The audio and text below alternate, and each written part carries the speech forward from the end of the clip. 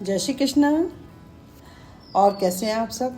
आज मैं आपके लिए लेके आई हूँ तेनालीराम की किस्से कहानी। तो एक समय की बात है, तेनालीराम का जन्म दक्षिण भारत के एक तेनाली गांव में हुआ था। तो उसके माता पिता ने तेनालीराम का नाम उसी गांव के नाम पे रख दिया था। अब एक दिन उसको ना बहुत तेज जुकाम हो गया तेनालीराम को, और बेचारा बड़ा परेशान, नाक पहुँचते पहुँचते, है ना, क्या करे।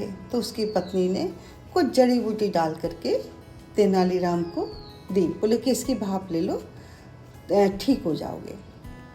अब तेनालीराम ने भाप ली उसकी, तो उसका जुकाम सही हो गया।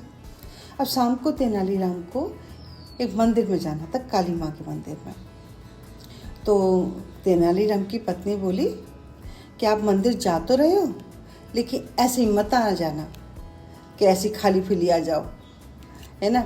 माँ से कुछ सोना चांदी धन संपत्ति मांग लेना।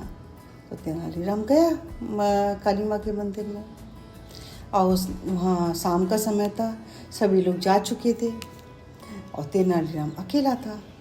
और उसने इतनी श्रद्धा भाव से माँ को याद किया, माँ की पूजा की, कि माँ को तेनालीराम के सामने आना ही पड़ा।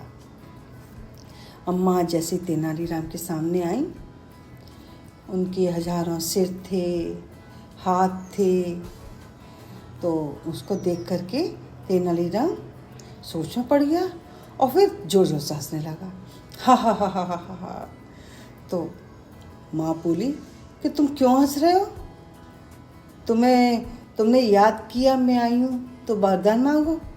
तो तेनालीराम बोला, माँ पहले आप मुझे ये बताइए, मैं सुबह से परेशान था, मुझे जुकाम हो गया था, तो मैं बहुत परेशान हो गया नाक पहुँचते पहुँचते। और अगर आपको जुकाम हो गया तो आप कैसे करेंगी, आपके तो इतने सारे हाथ और इतने सारे सिर हैं, तो आप कैसे नाक पहुँचेंगी और नाक पहुँचते कैसी लगाएंगी आप। अब माँ ने जब देखा, ये सुना, तो माँ को भी हंसी आ गई। बोली, तेनालीराम पहले तो मैं तुम्हारे व्यवहार पर क्रोध आ रहा था मुझे, इसलिए मैं तुम्हें दंड देना चाहती थी, लेकिन अब तुम्हारी ये भोली बातें सुन करके मुझे हंसी आ रही है, तो इसलिए मैं तुम्हें वरदान देती हूँ कि तुम सबको खूब हंसाओगे और खुश रहोगे।